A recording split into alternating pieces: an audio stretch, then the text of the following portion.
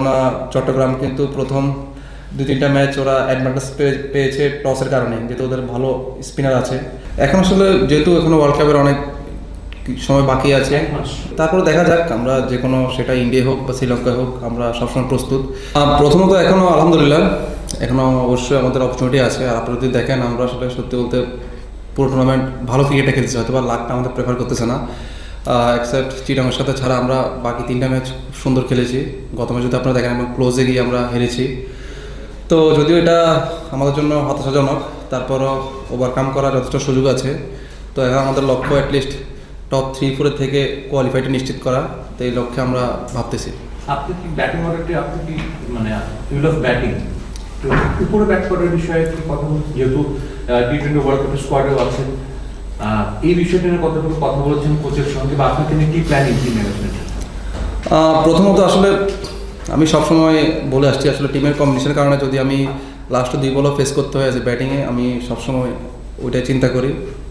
তো যদি টিমে প্রয়োজন করে যে আমাকে উপর ব্যাটিং করাবে, অবশ্যই আমি খেলতে প্রস্তুত। আসলে এখানে অনেক কিছু প্ল্যান থাকে, লেফট রাইটে কম্বিনেশন অনেক কিছু থাকে। তো হয়তো বা ইনশাল্লাহ সুযোগ আসবে, যেহেতু আরও অর্ধেকের বেশি ম্যাচ বাকি আছে, তো ইনশাল্লাহ সুযোগ পাবো আশা করি। না আসলে আপনি যদি চিন্তা করেন, জানি না আসলে কি হবে, যেহেতু আমাদের কন্ট্রোলে নেই। আমরা আসলে যে কোনো ভেন্যুতে খেলতে সবসময় প্রস্তুত থাকি।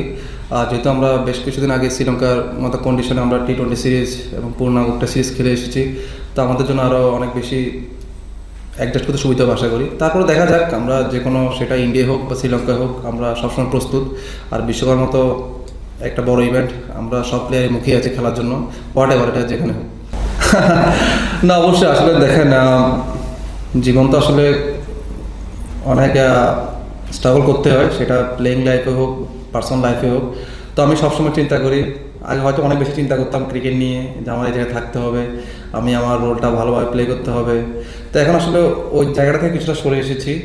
সবসময় চেষ্টা করি নিজেকে ফিট রাখার, যাওয়ার হবে, মন খুলে ক্রিকেটটা খেলি। তো ইনশাল্লাহ লাস্ট 4-5 মাস চাচ্ছি যেরকম, ইনশাল্লাহ সব কিছু হচ্ছে। তো আমরা চেষ্টা করব এই ধারাবাহিকতা বজায় রাখার, দলে নিয়মিত হওয়ার, কন্টিনিউ করার, এইটুই। এখন আসলে যেহেতু এখনো ওয়ার্ল্ড কাপের অনেক সময় বাকি আছে, 1 মাসের মতো বাকি আছে, যেহেতু আমাদের এখনও ওইভাবে আমরা পুরোপুরি বিপিএলের মধ্যে আছি। তো আমরা যেহেতু ম্যাক্সিমাম সবাই এখানে বিপিএলের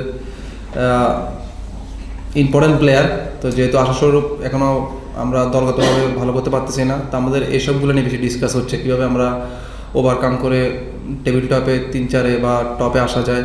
তো এগুলো নিয়ে বেশি ডিসকাস হচ্ছে, যেহেতু ফরম্যাটটা একই, ওয়ার্ল্ড কাপও টি20 হবে, এখানে আমরা টি20 খেলতেছি।